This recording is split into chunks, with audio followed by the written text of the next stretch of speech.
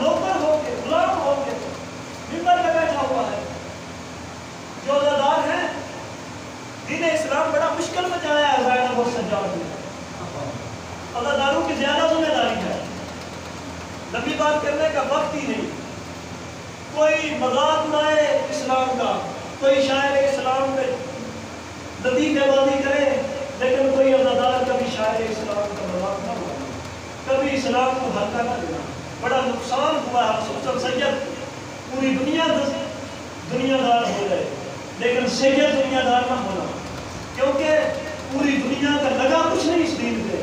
کسی کے باپ دادا کا کوئی نقصان نہیں ہوا اس دین پہ, لیکن سیدوں تمہارے باپ دادا کا بچا کچھ نہیں.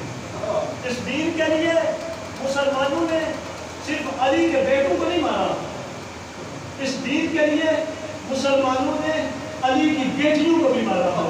اس دین کی بقا کے لیے, اس دین کی بقا کے لیے, اس دین کی حفاظت کے لیے صرف آل محمد کے مردوں نے شہادتیں نہیں دی. اس دین کی بقا کے لیے, اس دین کی حفاظت کے لیے آل محمد کی مسکرات نے بھی شہادتیں دی. اس دین کی بنیادوں میں صرف علی کے بیٹوں کا خون نہیں ہے, اس دین کی بنیادوں میں علی کی بیٹیوں کا بھی خون ہے.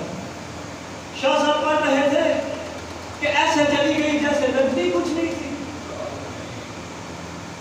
ایک چھوٹی سی مثال دینا چاہتا ہوں. ہمارا ایک دوست تھا, لاہور قتل ہو گیا. 4 بہنوں کا اکیلا بھائی تھا, باپ اس کا پہلے دنیا چھوڑ چکا تھا, ضعیف ماں تھی. ہم اس کا جنازہ اٹھانے گئے, یہ اگر میری بہادری کا دوں گا تالیے کا ادھر کا تھا. 2 دفعہ لوگ گئے اندر جنازہ اٹھانے کے لیے, 2 دفعہ روتے ہوئے باہر آئے. میں نے ایک بزرگ سے پوچھا جنازہ کیوں نہیں اٹھا رہے؟ کہتا ہے اس کی بیٹی نے جنازہ اٹھا کے جنازے کے ساتھ مل کر کے کہتی ہیں کہاں لے کے جا رہے ہمارے یہاں نہیں صاحب. ان کا صرف قتل ہوا تھا, یہ جنازہ اٹھانے نہیں دے رہی تھی, بھائی کی میت سے علیحدہ نہیں ہو رہی تھی, جس کا 9 حصوں میں تقسیم تھا ایسے ہی چلی گئی. بزرگ تشریف فرما ہے. کوئی بندہ بتا سکتا ہے کسی بہن کو بھائی کے جنازے سے علیحدہ کرنے کے لیے کسی نے مارا ہو؟ کوئی مثال مل سکتی ہے؟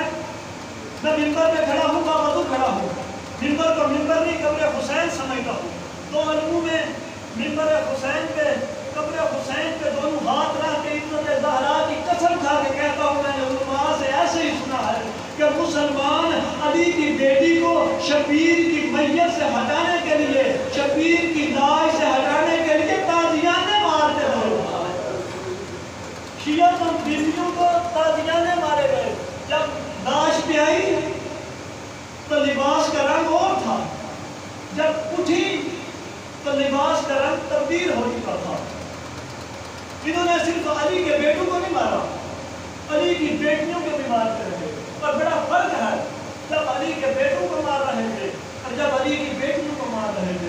جب بیٹوں کو مار رہے تھے تو بیٹوں کے ہاتھ آزاد تھے, جب بیٹیوں کو مار رہے تھے تو ان کو ہاتھ پسے گردن بندھے ہوئے تھے. جب بیٹوں کو مار رہے تھے تو ان کو ڈر تھا, یہ ڈر کے مار رہے تھے. اور جب بیٹیوں کو مار رہے تھے کسی کا کوئی خوف نہیں تھا, بے وارثوں کی طرح مارتے رہے ہیں.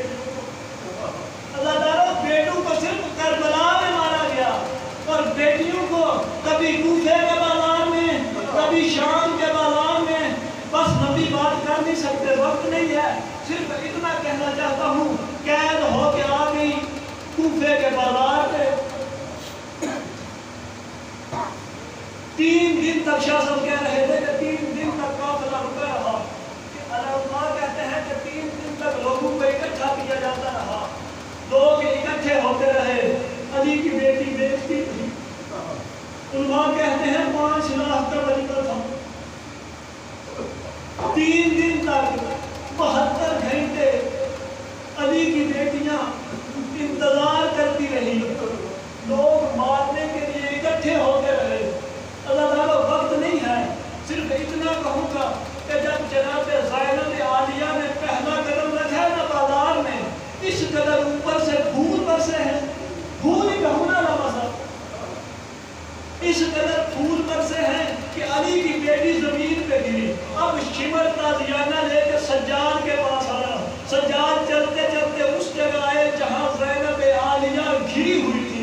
اب کفیت کیا ہے کہ جو سہارا دینے کے لیے جا رہا ہے اس کے ہاتھ بھی بندھے ہوئے ہیں. جس کو سہارا دینا ہے اس کے ہاتھ بھی بندھے ہوئے ہیں. عزاداروں کسی کو کسی نے سہارا دینا ہو تو وہ دیتا ہے ہاتھوں سے. کسی نے سہارا دینا ہو تو وہ دیتا ہے ہاتھوں سے. اور جو سہارا دینے گیا تھا اس کے بھی ہاتھ بندھے ہوئے تھے. جس کو سہارا دینا تھا اس کے بھی ہاتھ بندھے ہوئے تھے. اب علی کی بیٹی نے کوفے کے بازار میں ایسے چلنا شروع کیا جیسے شبیر اکبر کی لاش پہ آئے تھے. ایک مرتبہ مدینے کی طرف مڑ کے کہہ دیا نانا محمد اب تو تیرا دین بچ جائے گا.